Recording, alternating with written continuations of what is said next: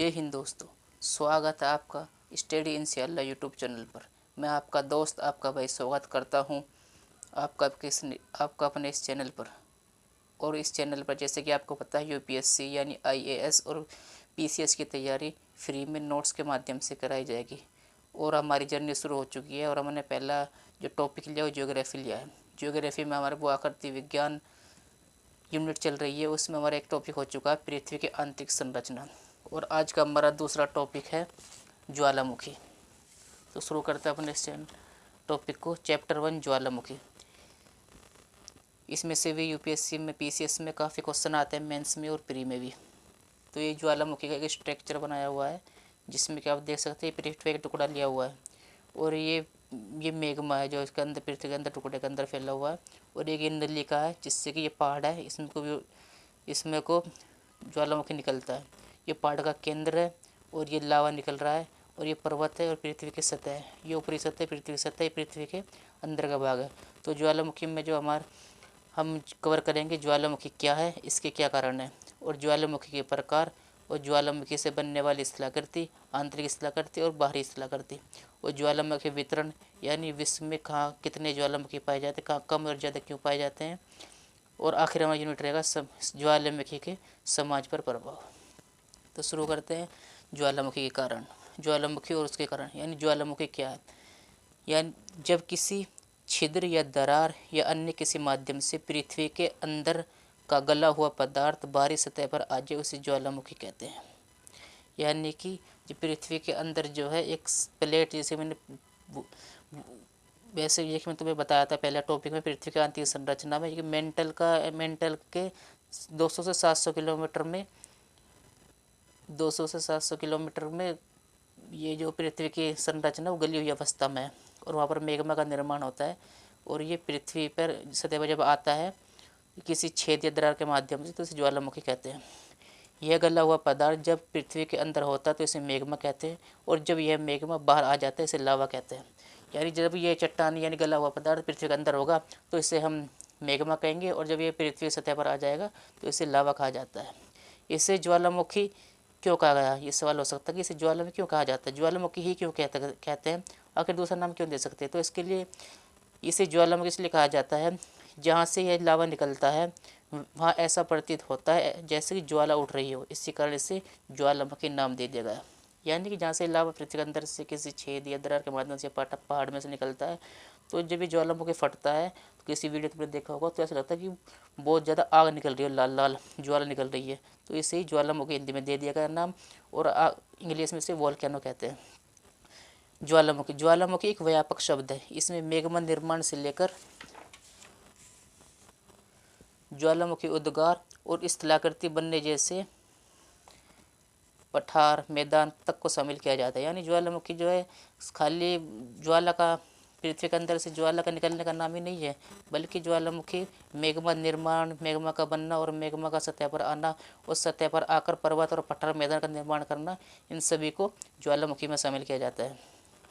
अभी तो होगा ज्वालामुखी, यानी ज्वालामुखी क्या है ये मैं समझ रहा हूँ। ज्वालामुखी क्या है, ज्वालामुखी वह है जो किसी छेद या दरार के माध्यम से पृथ्वी के नीचे गला हुआ पदार्थ जब पृथ्वी की सतह पर आ जाए उसे हम ज्वालामुखी कहते हैं।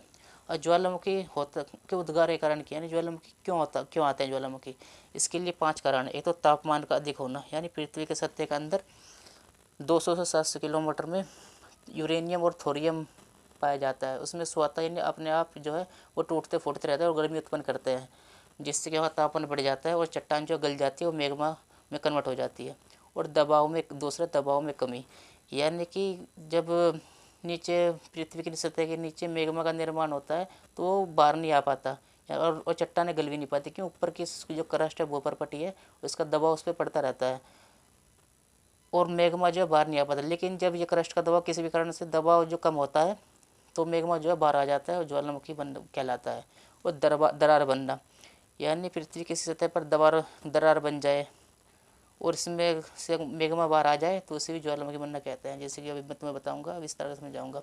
और ज्वालामुखी हॉटस्पॉट, यानी पृथ्वी के नीचे सतह के नीचे मेग्मा, जहाँ पर मेग्मा बनता है उसे ज्वालामुखी हॉटस्पॉट कहते हैं। जब ये मेग्मा बहुत ज़्यादा हो जाता है तो ऊपर आता है तो ज्वालामुखी आते हैं। और बेनिफ जोन वह क्षेत्र है जहाँ पर मेग्मा या लावा बनता है और ये संवहनी तरंगों के कारण ऊपर आता है तो ज्वालामुखी ऊपर आकर मैग्मा ज्वालामुखी का कारण बनता है। ये दोनों सेम ही जो कारण है। तो इसे विस्तार से समझते हैं। पहला है ज्वालामुखी उद्गार के कारणों में तापमान का अधिक होना, यानी पृथ्वी की आंतरिक संरचना में तापमान 1200 डिग्री सेल्सियस तक है, क्योंकि यहाँ रेडियो एक्टिव तत्व यूरेनियम थोरियम में स्वतः विखंडन होता रहता है, जिनसे बड़ी मात्रा में ऊर्जा निकलती है। यहाँ का तापमान बढ़ जाता है। तापमान बढ़ने से चट्टानें गल जाती है, मैग्मा बनता है और यहाँ संवहनीय तरंगे ऊपर की ओर हाई टेम्परेचर से लो टेम्परेचर की ओर मैग्मा लेकर चलती है। जब ये मैग्मा सतह तोड़कर बाहर आता है, इसे ज्वालामुखी कहते हैं। यानी पृथ्वी की सतह के नीचे मेंटल के निचले भाग में, निचले मेंटल 1200 डिग्री सेल्सियस तापमान रहता है, जहाँ पर कोई भी पदार्थ जो है अपनी अवस्था में नहीं रह पाता और वह तरल, पृथ्वी जो चट्टान है तरल, वो पृथ्वी के जो भाग है वो तरल में यानी लिक्विड में कन्वर्ट हो जाता है। कारण इसका यूरेनियम और थोरियम का स्वतः विखंडन, आपस में टूटकर ऊर्जा का उत्पन्न करना। और जब ये मैग्मा बन गया, मैग्मा बनने के बाद संवहनीय तरंगे, यानी तुमने देखी होगी जैसे हम गैस पे पानी रखते हैं, जब पानी गर्म होता है तो उसमें कुछ तरंगे देखते हैं कि नीचे से ऊपर की ओर आती है, वही संवहनीय तरंगे हैं। संवहनीय तरंगे क्या करती हैं, हाई टेम्परेचर से लो टेम्परेचर की ओर चलती है। गैस पर पानी रखेंगे तो नीचे का पानी जब गर्म होगा तो तरंगे ऊपर की ओर चलेगी, क्योंकि नीचे टेम्परेचर ज़्यादा हो गया और ऊपर टेम्परेचर जो है यानी तापमान वो कम है, तो ऊपर की चलती है। तो ऐसी पृथ्वी के नीचे जब मैग्मा का निर्माण हो जाता है, टेम्परेचर बढ़ जाता है, तो ये तरंगे जो है पृथ्वी सतह के ऊपर नीचे से हाई टेम्परेचर से लो टेम्परेचर की ओर ऊपर चलना शुरू हो जाती है और मैग्मा को साथ लेकर चलती है। और जब ये मैग्मा सतह को तोड़कर बाहर आता है तो इसे ज्वालामुखी बनते हैं। दूसरा ज्वालामुखी उद्गार का कारणों में कारण है दबाव में कमी, यानी कहीं कहीं पृथ्वी के आंतरिक हिस्से में चट्टानें गल नहीं पाती, क्योंकि उन पर पृथ्वी की ऊपरी सतह यानी भूपृष्ठ यानी क्रस्ट का दबाव होता है।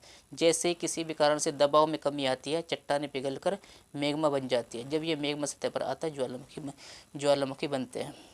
यानी कहीं कहीं ऐसा होता है कि टेम्परेचर तो बढ़ गया लेकिन चट्टानें निकल पाती, क्यों? चट्टान ऊपर की जो सतह है भूपृष्ठ है उसका दबाव रहता है। कि हमने देखा दबाव से प्रेशर से पृथ्वी के आंतरिक संरचना में पड़ा था कि प्रेशर से डेंसिटी बढ़ती है, यानी कोई अगर तरल पदार्थ है तो उस पर प्रेशर पड़ेगा तो वो एक जगह ठोस रूप में कन्वर्ट हो जाएगा। तो उस दबाव के कारण चट्टानें गल नहीं पाती, वो ऐसी अवस्था में रहती है। लेकिन किसी भी कारण से दबाव में कमी आती है, जैसे कारणों में हम कह सकते हैं कि कहीं पर जंगल खड़े हुए हैं, मनुष्य ने जंगल काट दी, या फिर पहाड़ है, पहाड़ों को बम ब्लास्ट के जरिए तोड़ दिया, तो क्या जो उस पर प्रेशर पड़ रहा था, दबाव पड़ रहा था, वजन पड़ रहा था, उसमें कमी आएगी और नीचे का जो चट्टानें भी गली नहीं थी वो एकदम से गलना शुरू हो जाएंगी। जैसे ही गलेंगी तो और मैग्मा का निर्माण होगा और मैग्मा संवहनी तरंगों के कारण ऊपर आएगा और जो है ज्वालामुखी आएंगे। तीसरा है दरार बनना। पृथ्वी के किसी हिस्से में खासकर समुद्र के किनारे प्लेट विवर्तनिकी के कारण दरार बन जाती है, इससे दरार में पानी पहुंच जाता है। यानी पृथ्वी किसी हिस्से में खासकर समुद्र के प्लेट विवर्तनिकी एक अलग से टॉपिक, इसके बारे में पढ़ेंगे कि प्लेट है ना हमारी पृथ्वी कई प्लेटों से बनी हुई है, जिसमें 7 बड़ी प्लेटें और 100 छोटी प्लेट और अन्य प्लेटें हैं।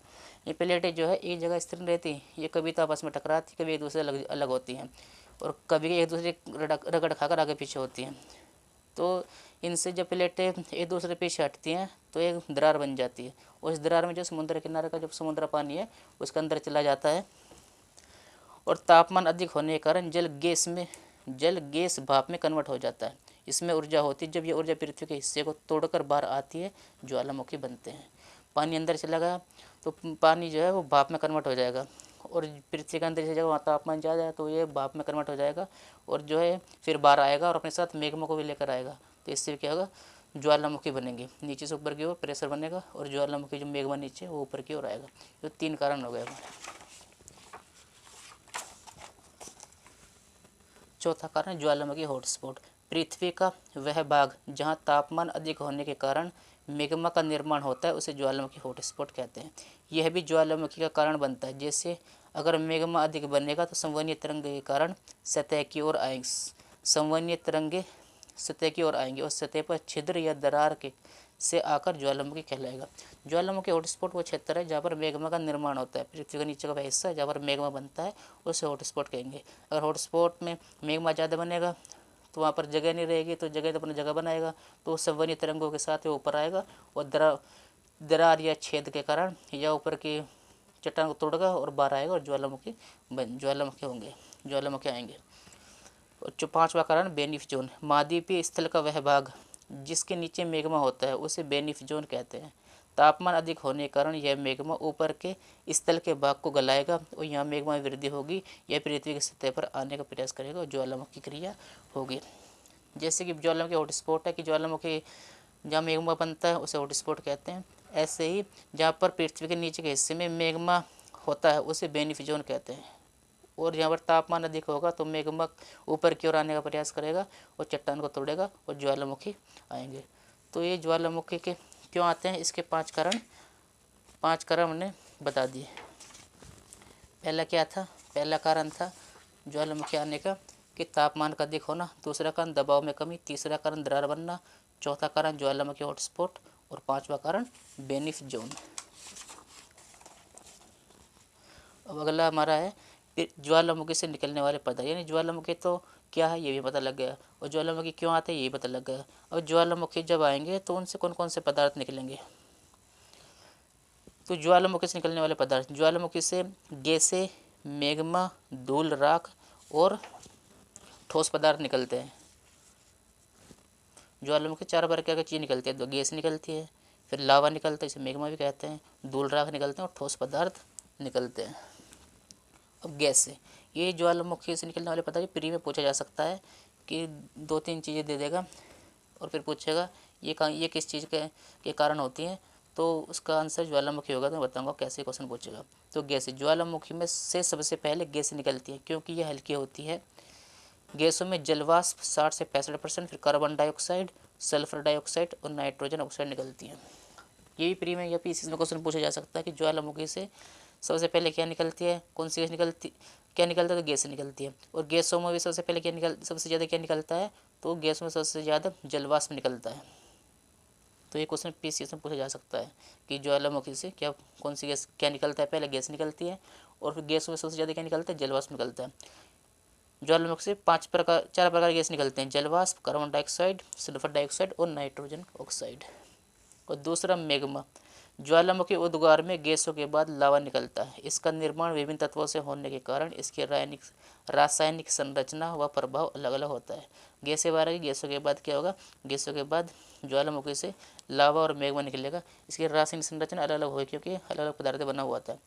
और लावा दो प्रकार का होता है, तो अम्लीय लावा और क्षारीय लावा। अम्लीय लावा, यह लावा गाढ़ा और चिपचिपा होता है क्योंकि इसमें सिलिका की मात्रा अधिक होती है। यह लावा फैलता नहीं है, इससे पर्वत का निर्माण होता है। यानी एक तो अम्लीय लावा होता है, अम्लीय लावा जो है वो गाढ़ा होता है और चिपचिपा होता है और ये दूर तक नहीं फैलता। इसका क्या कारण है, गाढ़ा और चिपचिपा होने का, सिलिका, क्योंकि इसमें सिलिका की मात्रा अधिक होती है। ये फैलता नहीं है, ये निकलता रहता है और एक जगह जमा होता रहता है। इससे क्या होगा, पर्वतों का निर्माण होगा। उसके एग्जाम्पल दिए हैं कौन कौन से, जैसे कि अम्लीय लावा से कोटोपैक्सी पर्वत का निर्माण हुआ जो कि इक्वाडोर में है, और माउंट किलिमंजारो का निर्माण हुआ जो कि तंजानिया अफ्रीका में है, और अल्बुर्स का निर्माण हुआ, स्ट्रेम्बली पर्वत का निर्माण हुआ जो कि इटली में है। और दूसरा क्षारीय लावा, दूसरे प्रकार का लावा क्षारीय लावा, ये पतला और कम चिपचिपा होता है क्योंकि इसमें सिलिका की मात्रा कम होती है। ये दूर तक फैलेगा, इससे मैदान का निर्माण होता है, मैदान और पठार का निर्माण होता है। दूसरे प्रकार का लावा क्षारीय लावा, ये पतला होगा और दूर तक फैलेगा। क्यों, इसका कारण इसमें सिलिका की मात्रा कम होती है जो कि इसे गाढ़ा नहीं बना पाती। इससे क्या होगा, पठारों का निर्माण होगा, जैसे दक्कन का पठार, ब्राज़ील का पठार और कोलंबिया का पठार। तीसरा, ज्वालामुखी से निकलेंगे धूल राख। ज्वालामुखी विस्फोट अधिक मात्रा में धूल राख निकालते हैं। कई बार ये 50 किलोमीटर दूर से भी देखे जा सकते हैं।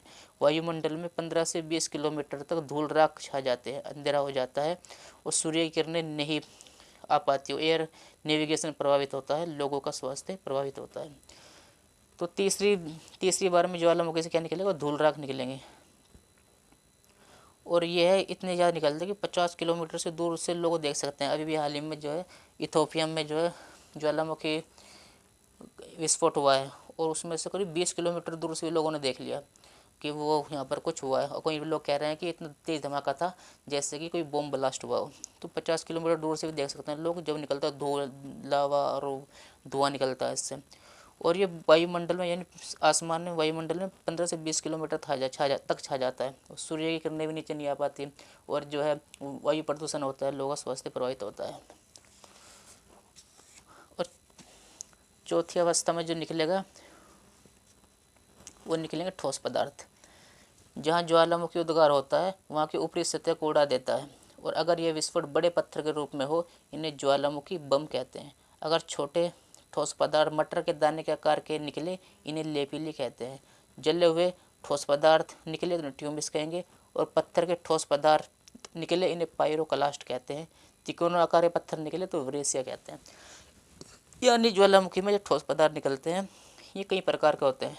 एक तो जो जब ब्लास्ट होगा एकदम से नीचे का लावा ऊपर की ओर आएगा तो जहाँ से भी पर्वत से निकले दरार से निकले तो सदक तो उड़ाएगा ही, तो इससे कई प्रकार के ठोस पदार्थ निकलते हैं। अगर बड़े बड़े ठोस पदार्थ निकले तो ज्वालामुखी बम कहेंगे, अगर छोटे छोटे ठोस पदार्थ निकले तो लेपिली कहेंगे, अगर वे मटर के दाने के आकार के तो लेपिली कहेंगे। अगर जले हुए यानी लावा निकला, आग निकली, आग से कुछ छोटे छोटे जो ठोस पदार्थ हैं पत्थर कहते हैं हम, पत्थर के जले हुए हों तो ट्यूमिस कहेंगे, और पत्थर और ट्यूमिस कहेंगे, और पायरोक्लास्ट कहेंगे। अगर ये पत्थर तिकोने आकार के होते हैं वेरेसिया कहेंगे। तो ये क्वेश्चन प्री में पूछा जा सकता है, पीसीएस में पूछा जा सकता है कि लेपिली, ट्यूमिस, पायरोक्लास्ट और वेरेसिया क्या है। तो क्या है, ये ज्वालामुखी से निकलने वाले पदार्थ हैं, इसे नोट कर लेना दो। और ज्वालामुखी से क्या क्या निकलते ही होगा। अब ज्वालामुखी उद्गार के प्रकार, यानी ज्वालामुखी जो निकलता है तो उसके कितने प्रकार हैं। ज्वालामुखी दो प्रकार से निकलता है, तो केंद्रीय उद्गार होता है, दूसरा दरारी उद्गार। यानी एक तो केंद्र से ज्वालामुखी ब्लास्ट होगा और दूसरा दरारों के माध्यम से नीचे का जो मैग्मा वो बाहर आएगा। पहले केंद्रीय मैग्मा, जब एक छिद्र के प्रकार से मैग्मा बाहर आता है उससे केंद्रीय उद्गार कहते हैं। जैसे कि यहाँ पर हम देख सकते हैं कि ये मैग्मा चैम्बर जहाँ मैग्मा बनता है ये नली बन गई और ये केंद्र से लावा निकलकर इधर उधर फैल रहा है, तो इसे केंद्रीय उद्गार कहेंगे। इस लावा में सिलिका अधिक होती है, यह गाढ़ा और अम्लीय होता है, यह दूर तक नहीं फैलता और चिपचिपा होता है और इससे पर्वतों का निर्माण होता है। यह ज्वालामुखी अधिक विस्फोटक होते हैं, इन्हें पीलियन तुल्य ज्वालामुखी कहते हैं। यानी कि जो केंद्रीय उद्गार है ये एक पर्वत की चोटी से निकलेगा या फिर पठार से निकलेगा, यानी ये केंद्र के माध्यम से निकलेगा और आसपास जो है लावा फैलेगा। और ये लावा निकलता है केंद्रीय उद्गार में, इसमें लावा जो है वो कम अम्लीय होता है। अम्लीय का मतलब क्या मैंने बताया था पीछे कि वो चिपचिपा होगा, गाढ़ा होगा, ज़्यादा दूर तक नहीं फैलेगा, तो इससे क्या होगा, पर्वतों का निर्माण होगा। जैसे कि माउंट पीली हवाई द्वीप में एक पर्वत है, इसका निर्माण भी केंद्रीय उद्गार ज्वालामुखी से हुआ। एक वेसुवियस, स्ट्रोम्बेली, वल्केनियन जो ज्वालामुखी पर्वत है इटली में, इनका निर्माण भी केंद्रीय प्रकार के ज्वालामुखी से हुआ है। और ये बताइए जो केंद्रीय उद्गार होता है उसमें बहुत ज़्यादा विस्फोटक होता है, अधिक जब निकलते तो बहुत ज़्यादा धमाका करते हैं, और ये धमाका इसलिए इन्हें अधिक धमाका करने के कारण, अधिक विस्फोटक होने के कारण इन्हें पीलियन तुल्य ज्वालामुखी कहते हैं। तो पीलियन तुल्य ज्वालामुखी क्या है, ज्वालामुखी जो अधिक ब्लास्ट करते हैं, धमाका करते हैं। दूसरा है दरारी उद्गार, पृथ्वी के किसी दरारी भाग से जब मैग्मा बाहर आता है उसे दरारी उद्गार कहते हैं। यानी पृथ्वी एक सतह है, जैसे कि सतह दिखाई दे रही है, तो नीचे मैग्मा है, और जब किसी भी कारण से दरार बन जाए और उससे मैग्मा ब्लास्ट नहीं करे, धीरे से आए और बाहर निकल जाए और इधर फैलने लगे, तो इसे कहेंगे दरारी उद्गार। जैसे कि लावा निकल रहा है और ये दरार बनी हुई है, और ये क्या है, ये पृथ्वी की सतह है, और नीचे के मैग्मा चैम्बर, ये बेनिफ जोन, ये मैग्मा हॉटस्पॉट है। दरारी उद्गार वहाँ होता है जहाँ लावा पतला होता है, इसमें सिलिका की मात्रा कम होती है, लावा दूर दूर तक फैलता है, इससे पठार मैदान का निर्माण होता है, जैसे कि दक्कन का पठार। यानी दरारी उद्गार वहाँ पर होगा जहाँ लावा पतला होगा, पतला होने के कारण इसमें सिलिका की मात्रा जो है, सिलिका की मात्रा की कमी है, लावा दूर दूर तक फैलता है, उसके बाद दक्कन के पठार का निर्माण होता है। तो ज्वालामुखी उद्गार के आधार पर दो प्रकार के होते हैं, केंद्रीय उद्गार और दूसरा है ज्वालामुखी उद्गार। और अब हम देखेंगे ज्वालामुखी सक्रियता के आधार पर कितने प्रकार के होते हैं। तो ज्वालामुखी सक्रियता के आधार पर ज्वालामुखी तीन प्रकार के होते हैं, एक सक्रिय ज्वालामुखी, दूसरा असक्रिय या सुसुप्त ज्वालामुखी, तीसरा मृत ज्वालामुखी। पहला है सक्रिय ज्वालामुखी यानी एक्टिव वोल्केनो, ऐसे ज्वालामुखी जिनमें समय समय पर विस्फोट होता रहता है या विस्फोट के लक्षण जैसे जलवाष्प, गीजर, गैस दिखाई देते हैं, उन्हें सक्रिय ज्वालामुखी कहते हैं। यानी सक्रिय ज्वालामुखी वे ज्वालामुखी होते हैं जो कि एक्टिव है, यानी कभी भी उनमें ब्लास्ट हो सकता है, और ब्लास्ट के जो है रीज़न जैसे कि जलवाष्प यानी गैस निकलना, और गीजर यानी गर्म पानी का निकलना, और गैसें निकलती रहती हैं, तो इसके सक्रिय ज्वालामुखी है। जैसे एंडीज रॉकी प्रशांत महासागर किनारे सक्रिय ज्वालामुखी पाए जाते हैं। वर्तमान में विश्व में 500 से अधिक सक्रिय ज्वालामुखी है। यानी एंडीज जो है ये दक्षिण महाद्वीप की पश्चिम का किनारा है, और रॉकी जो है उत्तरी अमेरिका महाद्वीप की पर्वतीय चोटी है, और प्रशांत महासागर किनारे में जो है सक्रिय ज्वालामुखी पाए जाते हैं। और विश्व में लगभग कम या ज़्यादा 500 से अधिक ज्वालामुखी पाए जाते हैं। और सक्रिय ज्वालामुखी कुछ उदाहरण ये है, जैसे कि Mauna Loa, Mount Etna, Mount Hood, बेरनदीप, Mount Erebus, Misty, Stromboli, Mount Cameroon आदि। और इसके ये किस देश में है ये तुम कमेंट में बताओगे। और भारत में इनमें से कौन सा ज्वालामुखी है। दूसरा ज्वालामुखी है सुषुप्त ज्वालामुखी यानी स्लीपिंग वोल्केनो। ऐसे ज्वालामुखी जिनमें पहले कभी विस्फोट हुआ था लेकिन वर्तमान में विस्फोट नहीं हुआ, किंतु भविष्य में विस्फोट होने की संभावना है, ऐसे ज्वालामुखी को सुषुप्त या सोए हुए ज्वालामुखी कहते हैं। यानी ऐसे ज्वालामुखी जिनमें वर्तमान में तो कुछ निकल नहीं रहा है, लेकिन ऐसा लगता है, लक्षण दिखाई दे रहा है हमें कि इसमें भविष्य में विस्फोट हो सकता है, तो ऐसे ज्वालामुखी को हम स्लीपिंग वोल्केनो सुषुप्त ज्वालामुखी कहते हैं। ये विवर्तनिक ऐसे क्षेत्रों में पाए जाते हैं जहाँ दो प्लेटों के टकराने से एक नीचे चली जाती है और तापमान अधिक होने के कारण मैग्मा बन जाती है। यह मैग्मा एक न एक दिन जरूर बाहर आएगा। यानी जो सुषुप्त ज्वालामुखी है, जो सुषुप्त ज्वालामुखी है वो ऐसे क्षेत्रों विवर्तनिक यानी जहाँ प्लेटें आपस में टकराती हैं, पीछे हटती हैं, ऐसे क्षेत्रों में पाए जाते हैं।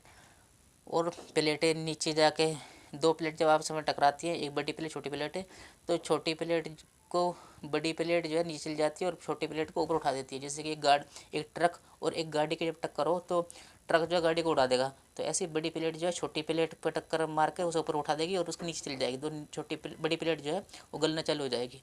तो ये सुषुप्त ज्वालामुखी वहाँ पाए जाते हैं जहाँ पर प्लेट आपस में टकराती है और प्लेट टकराएंगी और नीचे जाएंगी, नीचे तापमान अधिक होगा और जो है तरल रूप में बदल जाएगी, यानी मैग्मा बन जाएगी। तो मैग्मा बनेगा तो मैग्मा जरूरी है कि नहीं दिन बाहर आएगा, तो ये कभी भी जो है मैग्मा बाहर आ जाएगा। तो ऐसे क्षेत्रों को सुषुप्त ज्वालामुखी क्षेत्र कहते हैं। जैसे कि कराकाताओ, ये इंडोनेशिया में एक ज्वालामुखी है, कराकाताओ ये सुषुप्त ज्वालामुखी है। विसुवियस ये इटली में, नारकोंडम और फ्यूजियामा और चिब्रांजो ये ज्वालामुखी है, ये सुषुप्त ज्वालामुखी के उदाहरण है। प्री में पूछे जा सकते हैं कौन से ज्वालामुखी सुषुप्त ज्वालामुखी है, कौन से सक्रिय ज्वालामुखी है, तो इनके नाम ऐड कर लेना, कुछ गूगल से निकाल लेना तुम। तीसरा प्रकार है ज्वालामुखियों के सक्रियता के आधार पर मृत ज्वालामुखी, यानी ऐसे ज्वालामुखी जिनमें वर्तमान भविष्य में विस्फोट के लक्षण दिखाई नहीं देते, ऐसे ज्वालामुखी को मृत ज्वालामुखी कहते हैं।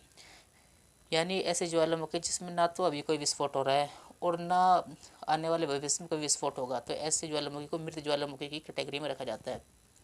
मृत ज्वालामुखी ऐसे क्षेत्रों में मृत ज्वालामुखी क्षेत्रों में लावा, गैस, जलवाष्प, गीजर, धूल राख नहीं निकल रहे हैं और ना ही कोई विवर्तनिक क्रिया हो रही है। ना तो यहाँ से कोई ऐसे संकेत दिख रहे हैं जिससे कि ज्वालामुखी क्रिया हो, और ना ये ऐसी जगह पर है जहाँ पर प्लेट आपस में टकराती है, दूर हटती है, दरार भी नहीं बन सकता। जैसे मृत ज्वालामुखी उदाहरण है कोसुलेमान दमेबंद, ये जो दोनों ईरान में है, माउंट पोपा ये बर्मा में है, माउंट किलिमंजारो तंजानिया में, ये मृत ज्वालामुखी का उदाहरण है। और चिम्बराको दक्षिण अमेरिका में है, और एकांकागुआ ये अर्जेंटीना में, ये ज्वालामुखी जो मृत ज्वालामुखी के उदाहरण है। तो सक्रियता के आधार पर 3 ज्वालामुखी हो गए हमारे, सक्रिय ज्वालामुखी, असक्रिय ज्वालामुखी और तीसरा जो है मृत ज्वालामुखी। अब ज्वालामुखी से बनने वाली स्थलाकृतियाँ, ये इंपॉर्टेंट है, ज्वालामुखी से स्थलाकृति पड़ती है, ये फिर ये पूछा जा सकता है, ये नोट कर लेना। ज्वालामुखी से दो प्रकार की स्थलाकृति बनती है, यानी स्थल पर जो है पर्वत पठार मैदान वगैरह जो 2 प्रकार बनते हैं, एक तो स्थल के अंदर बनेंगे और दूसरे स्थल के बाहर बनेंगे। तो ये लिखा है पृथ्वी के अंदर बना मैग्मा पृथ्वी के अंदर और बाहर दोनों जगह स्थलाकृति का निर्माण करता है। ऊपर भी जब मैग्मा बाहर आ जाएगा तो वहाँ भी स्थलाकृति बनाएगा, और नीचे जाएगा तो वहाँ नीचे रहेगा, ऊपर नहीं आ पाएगा तो वहाँ पर स्थलाकृति बनाएगा। कैसे, ये आगे देखेंगे। पहला बाहरी स्थलाकृति, यानी मैग्मा जब बाहर आएगा तो कौन कौन सी बाहर आकर स्थलाकृति बनाएगा।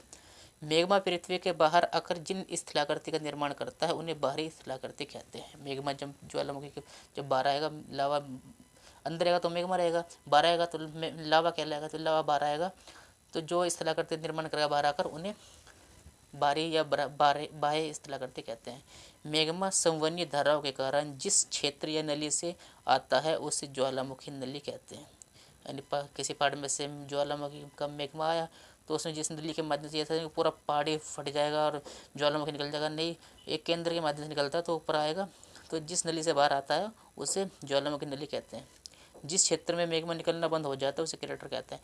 यानी एक पहाड़ है, जैसे छोटा पहाड़ बना हुआ है मैंने, एक पहाड़ है ये, इस पहाड़ में से अगर मैग्मा बाहर आ रहा है ऐसे तो मैग्मा नली हो गई। और जिस क्षेत्र ऊपर के पहाड़ के ऊपरी हिस्से से जहाँ से मैग्मा निकला था और मैग्मा निकलना बंद हो गया तो उसे क्रेटर कहते हैं। याद रखना, ज्वालामुखी लावा से अग्नि चट्टानें बनती है। ज्वालामुखी जो लावा है पृथ्वी पर की सतह पर आएगा और जब ये ठंडा होगा तो इससे कौन सी चट्टानें बनेगी, ये अग्नि चट्टानें बनेगी। याद रखना, अग्नि चट्टानें बनेगी इससे।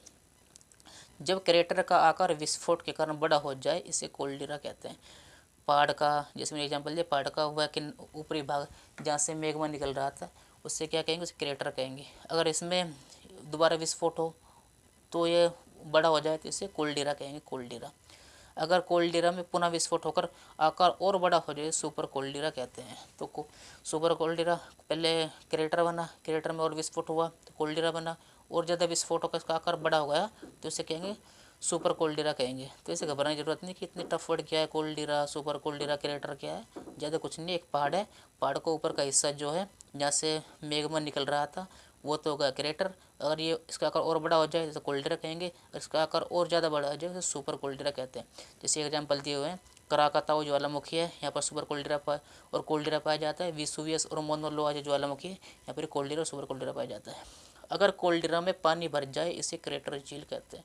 अब ज्वालामुखी जिस केंद्र से निकल रहा था उसका आकार बड़ा हो गया, अब वो जो ठंडा हो गया तो एक तल बन गई नीचे, और बारिश का पानी अगर उसके ऊपर भर जाए तो उसे क्या क्या नाम देंगे, उसे क्रेटर झील नाम देंगे, क्रेटर झील। जब मुख्य क्रेटर में छोटे छोटे कई क्रेटर बन जाएं इसे खोसलादार क्रेटर कहते हैं। और जो क्रेटर बना था पहाड़ के ऊपर, एग्जाम्पल दिया हमने, उसमें एक तसलानुमा एक वो क्रेटर बन गया। और जब ये लावा था, गर्म था, जब ये ठंडा होगा तो छोटे छोटे कई क्रेटर बन गए।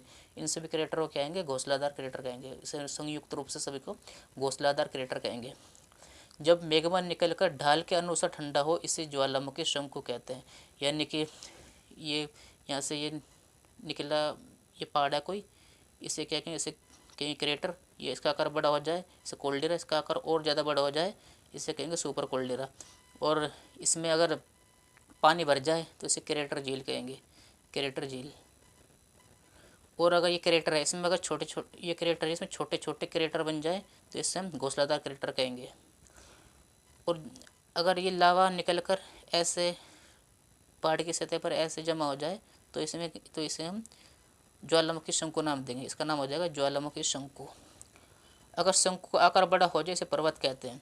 अब ये लावा यहाँ से निकल रहा था, छोटा छोटा यहाँ पर होगा छोटा सा बना, तो इससे इसका नाम होगा ज्वालामुखी शंकु। अगर इसका आकार और बड़ा हो जाए, यानी लावा फैल कर इतना बड़ा का निर्माण कर दे, तो ये बहुत बड़े होते हैं पहाड़, में एग्जाम्पल दे रहा हूँ, तो इसे हम कहेंगे ज्वालामुखी पर्वत, इसे ज्वालामुखी पर्वत कहेंगे। जब लावा के साथ राख भी हो उसे मिश्रित शंकु कहते हैं। यानी ये लावा निकला और इससे ये लावा फैल रहा है।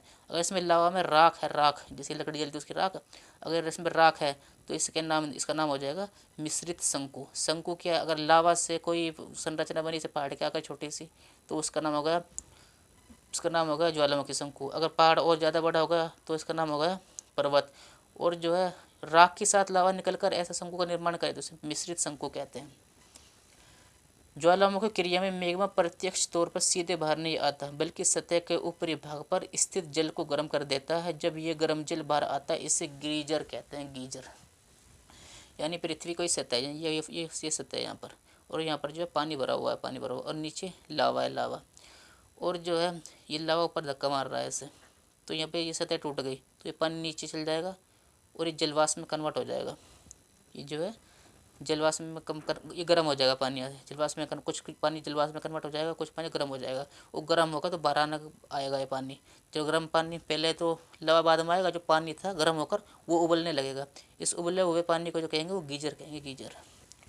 जब लावा बाहर आकर ठंडा होता है इसे धुआं निकलता है, इसे धुआंरा कहते हैं। ये उद्गार पूरा होने की दशा को दर्शाता है। यानी अब ये लावा निकल गया है, इतने में ये लावा निकल गया और उसमें जो धुआं उठ रहा है धुआं, उसे कहेंगे धुआंरा। और जब धुआं उठने लगे तो समझ लेना कि उद्गार हो चुका है, अब कोई लावा अंदर से नहीं निकलेगा। किसी पर्वत से बार बार लावा निकलकर ठंडा होता रहता है, इससे जो पर्वत बनते हैं उन्हें वलित पर्वत कहते हैं। यानी लावा, यहाँ से लावा निकला और फिर ठंडा होगा, लावा निकला ठंडा होगा, और इससे जो पर्वत बना इसे वलित पर्वत नाम देंगे, वलित पर्वत। ठीक है, समझ में आया वलित पर्वत क्या है? तो ये समझ आया, धुआंरा, वलित पर्वत, गीजर, ज्वालामुखी, शंकु क्या है, इसे ये समझ में आया। अगर नहीं समझ में आया तो वीडियो को स्लो करके देख ले, ये समझ में आ जाएगा, ज़्यादा बड़ी बात नहीं है। ये तो हमारी बारह इस्तेलाह करती हूँ। हमारे जो बना है वो बनेगा, पहले बनेगा ज्वालामुखी नली, क्रेटर, कोल्डीरा, सुपर कोल्डीरा और घोंसलादार क्रेटर, ज्वालामुखी शंकु, पर्वत, मिश्रित शंकु, गीजर और धुआंरा और वलित पर्वत जो है बाहरी इस्तेलाकृति से ज्वालामुखी से बनते हैं और बंदे आंतरिक इस्तेलाकृति। ये जो है ये पृथ्वी के नीचे का हिस्सा है, पृथ्वी नीचे का हिस्सा है। और जहाँ ये मेग्मा है, मेग्मा, और ये मेग्मा जो ठंडा हो रहा है, जिस भी आकार में ठंडा हो रहा है मेग्मा, उससे इसका नाम रख दिया गया है। जैसे कि यहाँ से मेघवा निकला और पृथ्वी की सतह है, ये सतह है, सतह से नीचे मेघवा का ठंडा हो गया, सतह से नीचे ठंडा हुआ तो उसे बेतुलित नाम दे दिया, और सतह से थोड़ा सा नीचे ठंडा हुआ तो उसे लेखोलित नाम दे दिया। और ये पहाड़ बने हुए हैं, पहाड़, और पहाड़ के नीचे लहरदार रूप में लावा ठंडा हो, उसे फेकोलित नाम दे दिया। अगर लावा जो है ऐसे खंभे के आकार में ठंडा हो तो स्टोक कहेंगे। अगर लावा जो है ऐसे तिरछा अगर ठंडा हो तो इसे डाइक कहेंगे। अगर लावा जो है गड्ढेनुमा रूप में ठंडा हो जाए, पृथ्वी की सतह के अंदर ही है, तो उसे लेपोलित नाम देंगे। अगर पर लावा जो है कोई चट्टान कमजोर होती है उसके अंदर घुसकर ठंडा हो जाए तो सील का निर्माण होगा। और जो सील के छोटे यानी बारीक हिस्से को तो शीट कहते हैं। तो ये पृथ्वी की आंतरिक इस्तेलाकृति थी। देखिए, जब मेग्मा सतह के अंदर ही गुंबद आकार संरचना में ठंडा होता है, इसे बेथोलित कहते हैं। यह कठोर और अग्नि चट्टानें होती हैं, कण बड़े बड़े होते हैं, दिखाई नहीं देते, स्पर्श यानी छुए नहीं जा सकते। यानी जब मेग्मा सतह के अंदर गुंबद आकार बनेगा ना, गुंबद आकार संरचना ठंडा हो तो उसे बेतुलित कहेंगे। इन्हें अग्नि चट्टानें कहते हैं। कण बड़े बड़े बड़े होते हैं और दिखाई नहीं देती, क्योंकि सतह वहाँ पर है, इतनी नीचे बन रही तो दिखाई देगी, छू भी नहीं सकते हमें, जाहिर सी बात है। और जब मेग्मा सतह के अंदर ही बेथोलित से ऊपर, सतह से थोड़ा सा नीचे गुंबद आकार संरचना ठंडा हो, इससे आकृति को लेपोलित कहते हैं। यानी सतह पर तो अभी आया नहीं है, सतह से नीचे ही, लेकिन बेथोलित से ऊपर ठंडा हुआ गुंबद आकार में, तो इसे हम लेकोलित नाम देंगे। सतह के नीचे तो बेथोलित और लेकोलित में क्या है, इसका अंतर समझ आए। तो बेथोलित हुआ है जो सतह से बहुत ज़्यादा नीचे लावा ठंडा होगा बेथोलित, और सतह से थोड़ा सा नीचे लावा ठंडा होगा तो उसे लेकोलित नाम देंगे, सतह के नीचे। और जब पृथ्वी के अंदर ही मेग्मा ठंडा होकर गड्ढानुमा संरचना का निर्माण करता है, उसे लेपोलित कहते हैं। यानी फिर ये सतह है, इसके नीचे गड्ढेनुमा संरचना, गड्ढेनुमा संरचना बन रही है, गड्ढेनुमा संरचना में ठंडा हो तो इसे लेपोलित कहते हैं। लेपोलित नाम जो वैज्ञानिकों ने, जब वैज्ञानिकों ने खुदाई करी तो इस प्रकार लावा ठंडा हुआ मिला, तो उन्होंने इसका नाम रख दिया। जब मेग्मा पर्वतों की जड़ों में लहरदार रूप में ठंडा होकर जमा हो जाए, उसे फेकोलित कहते हैं। ये पर्वत बन रहा है ना, 1 2 3 4 पर्वत है, और ये जो है, इसे यहाँ पर ठंडा हो पर्वतों की जड़ों में, तो इसे फेकोलित नाम देंगे। मेग्मा कमजोर चट्टानों में क्षैतिज रूप में घुसकर ठंडा हो जाए, इसे सील कहते हैं। इसकी मोटाई अधिक होती है।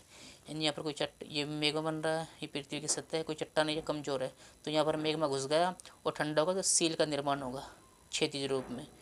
तो ये वीडियो अगर तुम ऐसे वर्टिकल रूप में देख रहे हो तो ऐसे कर लो, मैं इसे वीडियो को, तो वीडियो क्वालिटी ठीक नज़र आएगी। फ़ोन को ऐसे करके नहीं, ऐसे करके देखे तो वीडियो साफ नज़र आएगी। तो ये सील हो गई। और मेग्मा चट्टानों में घुसकर ठंडा होकर, लेकिन इसकी मोटाई कम हो जाए शीट कहते हैं। ऐसे ही में चट्टानों के अंदर घुस जाए लेकिन मोटाई कम हो जाए, शीट नाम दिया वैज्ञानिकों ने। जब मेग्मा पृथ्वी के अंदर खंभे के रूप में या आकार में ठंडा हो तो इसे डाइक कहते हैं। यहाँ से ये मेग्मा निकला और ऐसे खंभे के रूप में ठंडा हुआ, ना ऐसे गया ना ऐसे, ना गुंबद बना, इसे खंभे के रूप में ठंडा हो तो स्टोक, इस खंभे के रूप में ठंडा हो इसे डाइक नाम दे दिया। और डाइक के छोटे भाग को स्टोक कहते हैं। ये छोटा भाग जो है डाइक का से स्टोक नाम दे देगा। तो आंतरिक ज्वालामुखी में क्या क्या कौन सी इस्तेलाकृति बनेगी, ये जो प्री में पूछा जा सकता है, प्री में, यूपीएससी में और पीसी में। तो आंतरिक ज्वालामुखी से वो इस्तेलाकृति पृथ्वी के अंदर बनेगी बेतोलित, लेकोलित, लेपोलित, फेकोलित और शील, शीट, डाइक और स्टोक, ये नाम याद रखना ना। पृथ्वी के अंत बाहर कौन सी स्थलाकृति बनेगी और अंदर कौन सी स्थलाकृति बनेगी, ये प्री में पूछा जा सकता है। और ये हो गया हमारा ज्वालामुखी से बनने वाली स्थलाकृति। और अगला हमारा जो है टॉपिक वह ज्वालामुखी वितरण, यानी ज्वालामुखी कहाँ कहाँ फैला हुआ है। तो ये जो मैप बनाया है ये मैंने प्रशांत महासागर का मैप बना हुआ है।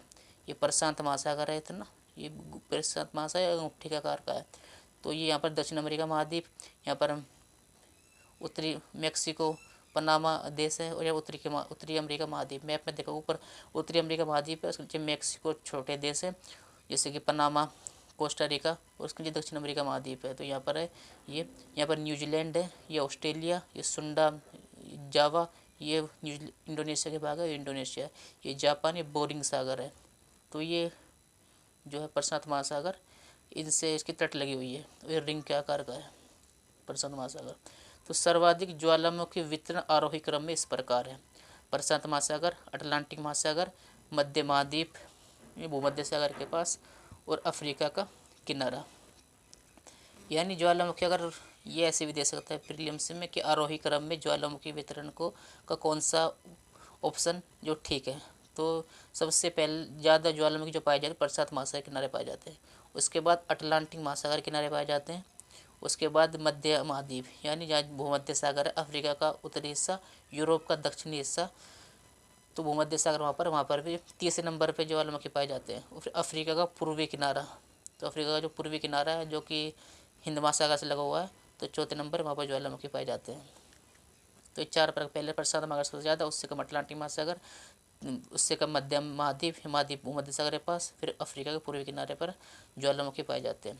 सर्वाधिक ज्वालामुखी प्रशांत महासागर किनारे पाए जाते हैं, जिसे रिंग ऑफ फायर कहते हैं, क्योंकि यहाँ विवर्तन की क्रिया अधिक होती है। प्रशांत महासागर ये प्लेट नीचे जाकर गलकर मैग्मा का निर्माण करती है, मैग्मा बाहर आकर द्वीपों का निर्माण कर रहा है, इसलिए यह भी कहा जाता है कि प्रशांत महासागर सिकुड़ रहा है।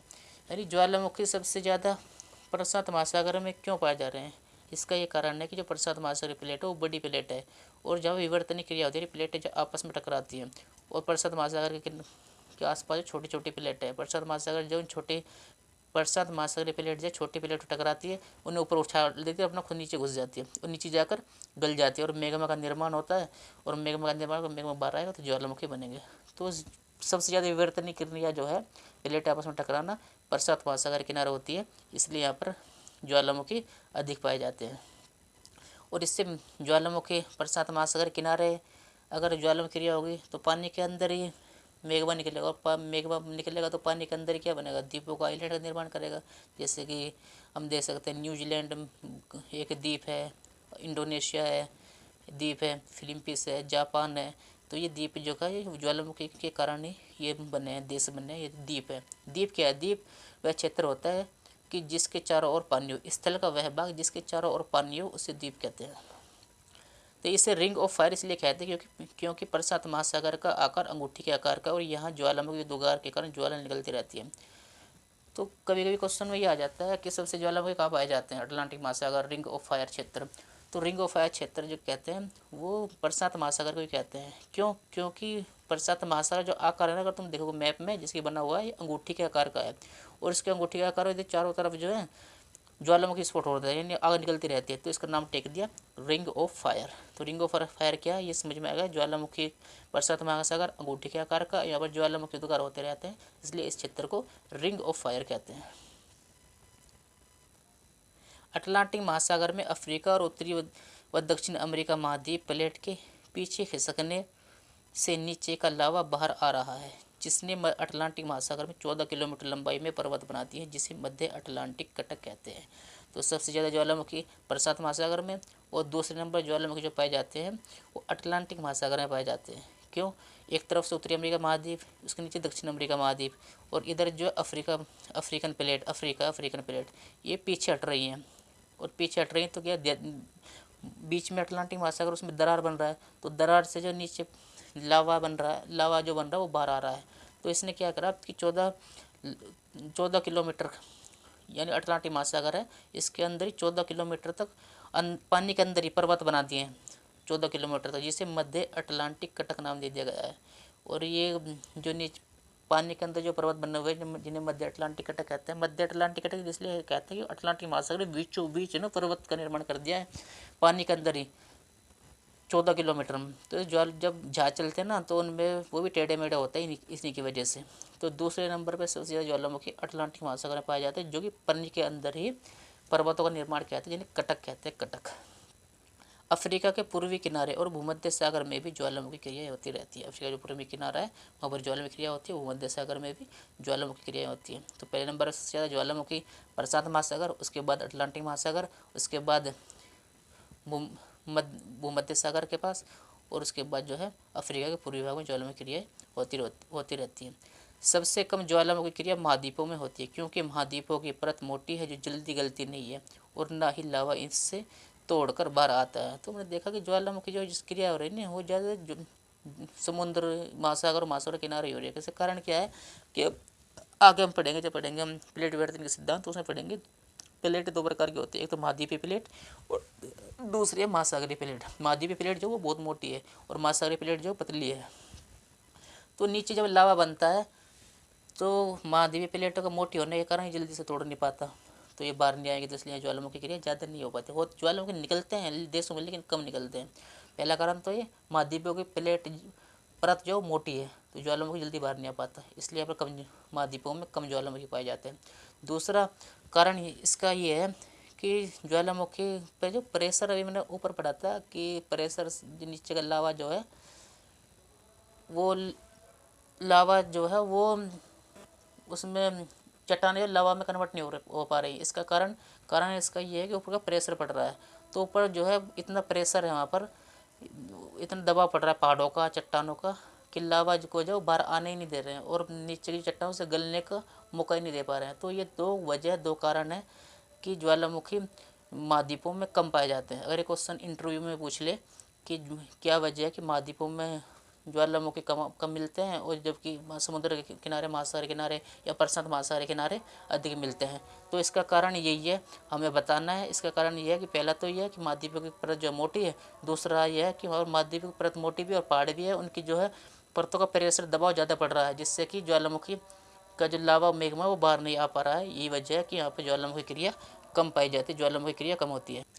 तो ये होगा ज्वालामुखी वितरण, ज्वालामुखी कहाँ पाए जाते हैं, कहाँ ज़्यादा कम पाए जाते हैं, और ज़्यादा और कम पाने का क्या कारण, ये होगा। अब ज्वालामुखी आर्क क्या है, ये जो है टफ वर्ड है कि मैंने कहा ना कि तुम्हारे द्वारा बनाए हुए नोट्स ऐसे हों कि उनमें लिखे हुए तुम्हें हर शब्द का मतलब पता हो। अगर तुम्हारे ऐसे नोट्स है तो वेरी गुड, वो तुम्हें समझ में आएंगे।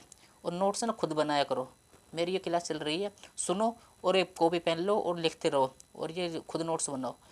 तो ज्वालामुखी आर्क क्या है, जब ज्वालामुखी द्वीप एक ही दिशा में लगातार चाप के रूप में एक ही क्षेत्र में बनते हैं, उन्हें ज्वालामुखी आर्क कहते हैं। यानी ज्वालामुखी जो है, ये ज्वालामुखी जो है द्वीप बन रहे हैं, एक ही कतार में बन रहे हैं और जो है चाप के आकार में बन रहे हैं, तो इन्हें ज्वालामुखी आर्क कहते हैं। जैसे अलास्का की खाड़ी से इंडोनेशिया, न्यूजीलैंड तक, हम देखेंगे अलास्का की खाड़ी से न्यूजीलैंड तक जो है एक ही दिशा में जो ज्वालामुखी द्वीप बन रहे हैं या ज्वालामुखी पहाड़ बन रहे हैं या पठार बन रहे हैं, तो उन्हें ज्वालामुखी आर्क कहते हैं। वो पर्वत श्रृंखला, जब पर्वतों का निर्माण स्थल पर एक ही दिशा में हो, इसे पर्वत श्रृंखला कहते हैं। यानी पानी के अंदर, समुद्र के अंदर जब ज्वालामुखी के द्वारा पर्वतों का निर्माण हो या द्वीपों का निर्माण हो, उसे ज्वालामुखी आर्क कहेंगे। और स्थल पर ज्वालामुखी के द्वारा पर्वतों का निर्माण हो तो उसे पर्वत श्रृंखला कहेंगे। जैसे कि हिमालय एक ही दिशा में, एंडीज अगर तुम देखोगे दक्षिण अमेरिका महाद्वीप में, ये भी एक ही दिशा में, रोकी उत्तरी अमेरिका महाद्वीप में, ये भी एक ही दिशा में है इस समय, तो इन्हें पर्वत श्रृंखला कहते हैं। तो ये हो गया हमारी ज्वालामुखी वितरण, ज्वालामुखी कहाँ पाए जाते हैं, ज्वालामुखी आर्क क्या है, पर्वत श्रृंखला क्या है। अगला हमारा जो है वह ज्वालामुखी के सामाजिक प्रभाव। ये हमारे फैक्ट थे, ये हमारे हो गए फैक्ट भी थे और लॉन्ग क्वेश्चन भी हो गए। अब ज्वालामुखी के सामाजिक प्रभाव, इससे कई प्रकार क्वेश्चन बन सकते हैं कि ज्वालामुखी के क्या परिणाम होते हैं, ज्वालामुखी के समाज पर क्या प्रभाव पड़ता है, ज्वालामुखी के नकारात्मक और सकारात्मक प्रभाव होता है। ये सारे क्वेश्चन जो है मेंस के इस टॉपिक से तुम्हें यहाँ से मिल जाएंगे। तो ज्वालामुखी प्रकृति की अद्भुत लीलाओं में से एक है और मानव जीवन सदैव इनसे प्रभावित होता रहा है। यानी ज्वालामुखी प्राकृतिक आपदा है और इनसे जो मानव जो है हमेशा से शुरू से प्रभावित होता रहा है। जब से ज्वालामुखी के बारे में पता हो जब भी, और आज पता लग गया तब भी, लेकिन अब भी प्रभावित होता है, लेकिन थोड़ा कम प्रभाव पड़ता है इसका। तो जहाँ ज्वालामुखी विनाशकारी माने जाते हैं वहीं इनके बहुत से लाभ भी हैं। ज्वालामुखी का हानि भी होती है और लाभ भी होता है। ज्वालामुखी क्या लाभ क्या हानि है? ज्वालामुखी लावा से ही लोहा, तांबा, मैंगनीज, सोना, चांदी, जस्ता आदि का निर्माण एवं उत्पत्ति होते हैं। यानी जो हमारी जो धातुएं हैं, धातुओं का निर्माण जो है ज्वालामुखी मैग्मा से होता है, जैसे लोहा, तांबा, मैंगनीज। ज्वालामुखी यह पर्यटकों के लिए सुंदर दृश्य प्रस्तुत करते हैं, जैसे आइसलैंड के एक लॉकी कतला या फॉल ज्वालामुखी सुंदर दृश्य प्रस्तुत करते हैं। यानी ज्वालामुखी निकलने के बाद ऐसी संरचना या ऐसी पहाड़ी का निर्माण करते हैं देखने में बहुत अच्छे लगते हैं।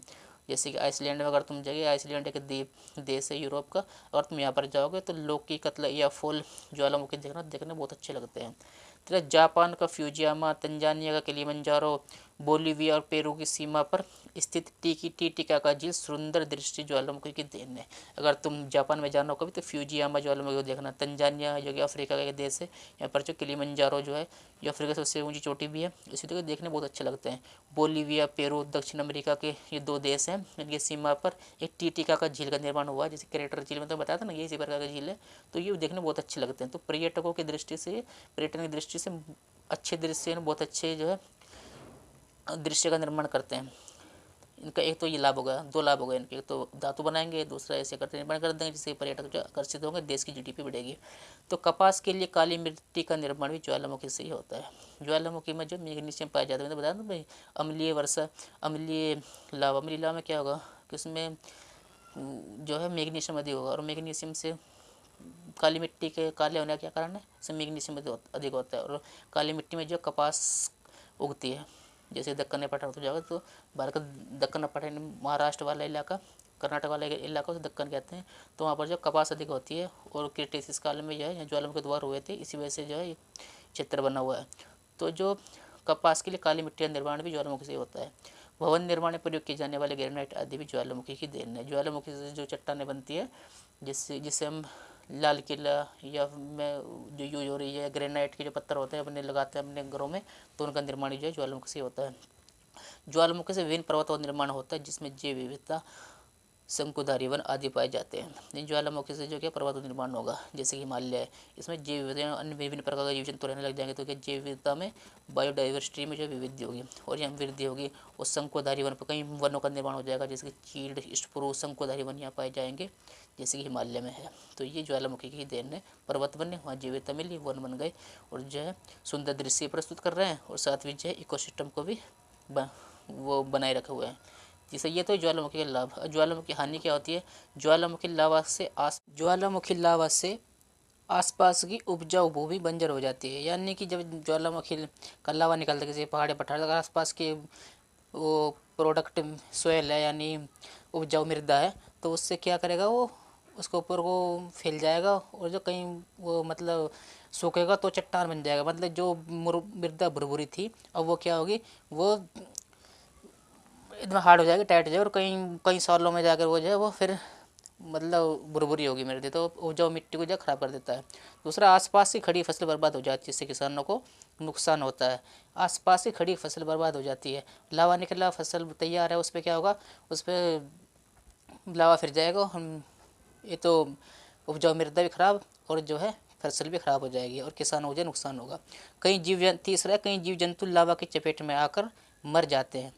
जैव विविधता ह्रास होता है, पारिस्थितिकी तंत्र प्रभावित होता है, कई प्रजातियां विलुप्त हो जाती है, जैसे कि डायनासोर। यानी कई ये होता है कि जब ज्वालामुखी निकलता है, इंसान तो देख के भाग लेगा, गाड़ियाँ लेकर, लेकिन जानवर कहाँ भागेंगे?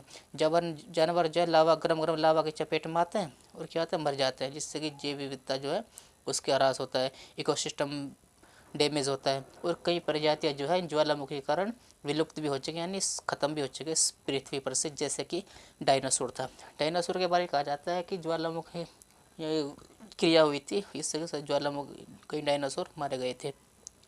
चौथा है, ज्वालामुखी धूल राख वायुमंडल पहुंचकर वायु प्रदूषण का कारण बनते हैं। जब 15 से 20 या 50 किलोमीटर ऊपर उठता है ज्वालामुखी, जब ब्लास्ट होता है, तो उससे क्या होता है, वायु प्रभावित होती है, और मानव स्वास्थ्य जो है प्रभावित होता है। तो ये ज्वालामुखी के सामाजिक प्रभाव थे। सामाजिक प्रभाव ये कह दिया या ज्वालामुखी के सकारात्मक या नकारात्मक प्रभाव के, ये सब ये थे। इससे कि मेंस में कोई भी क्वेश्चन आ जाए जैसे कि ज्वालामुखी के सामाजिक प्रभाव बताइए या फिर ज्वालामुखी के सकारात्मक और नकारात्मक प्रभाव बताइए या ज्वालामुखी के क्या परिणाम पड़ते हैं जैव विविधता पर, तो ये सारे ये क्वेश्चन जो है मेंस के यहाँ से क्लियर हो जाएंगे।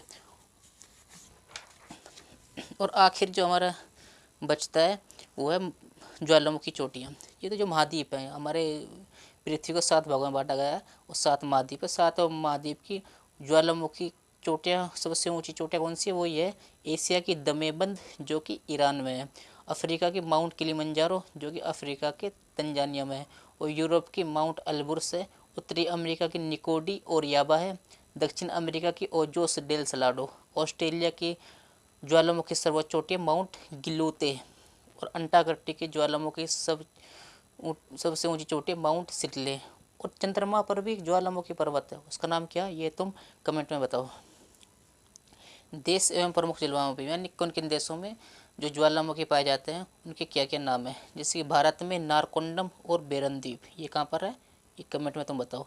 ईरान में दमेबंद, कोसुलेमान और अलबुर्ज, इंडोनेशिया में कराकाताओ ज्वालामुखी मिलता है, माउंट सिनाबुंग ज्वालामुखी मिलता है और साआंग ज्वालामुखी मिलता है, बर्मा के में माउंट पोपा ज्वालामुखी मिलता है, जापान में फ्यूजियामा माउंट आंटेक ज्वालामुखी मिलता है, इटली में माउंट एटना विसुयस स्ट्रोम्बेली ज्वालामुखी मिलता है, इक्वाडोर में कुटुपेक्सी चिबरांचो ज्वालामुखी मिलता है, तंजानिया में किलिमंजारो में ज्वालामुखी मिलता है, अर्जेंटीना में एकांकागुआ, अमेरिका में माउंट ओकमोक, आइसलैंड में ग्रिम्स बोटन, इरिटिया में नाबरो, चिली में कालबुको, रूस में सिवेलुच, कांगो में निरागोगो ज्वालामुखी मिलता है, और इथोपिया में हाईली गोबी ज्वालामुखी मिलता है जिसमें 2025 में विस्फोट हुआ था।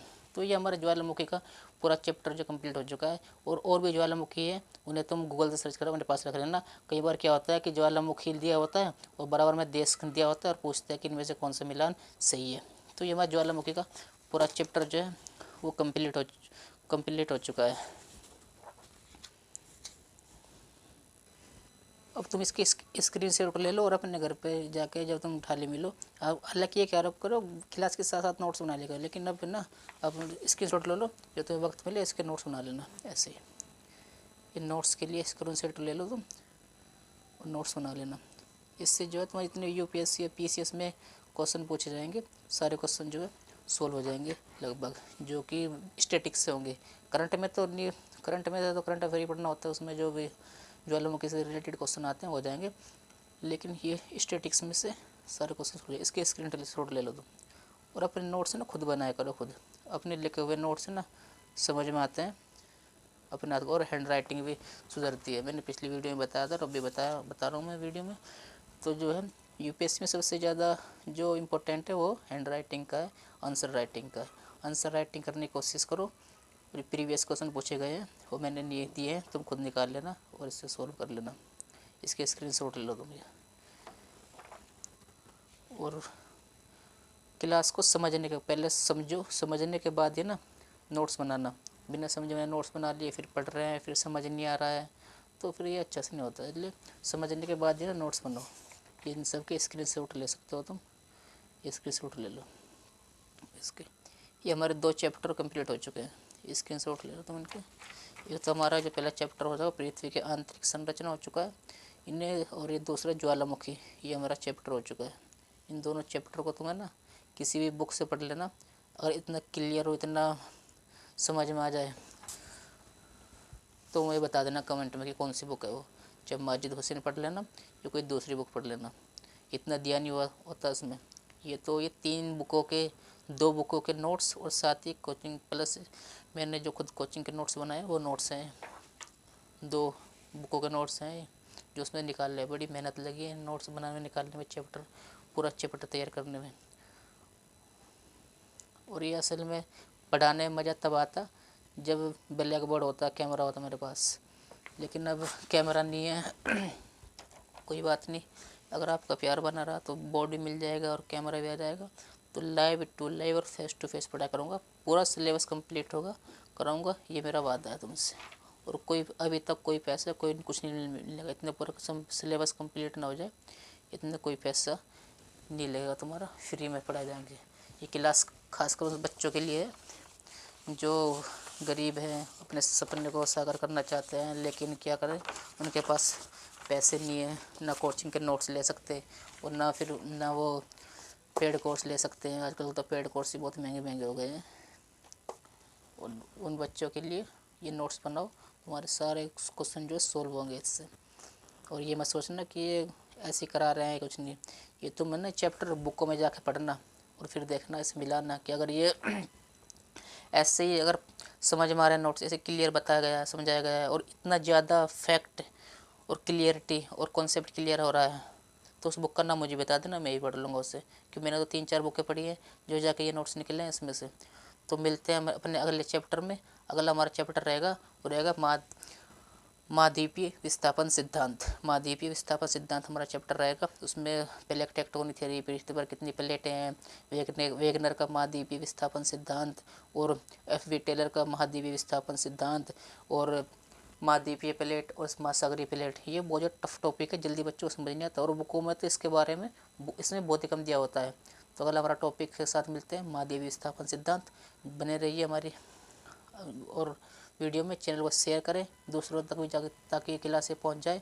और चैनल को शेयर करें, सब्सक्राइब करें और बेल आइकन को ना ऑन कर लें, ताकि जब भी हम वीडियो अपलोड करें तो वो तुम तक पहुंच सके। थैंक यू, धन्यवाद, अपना ख्याल रखें।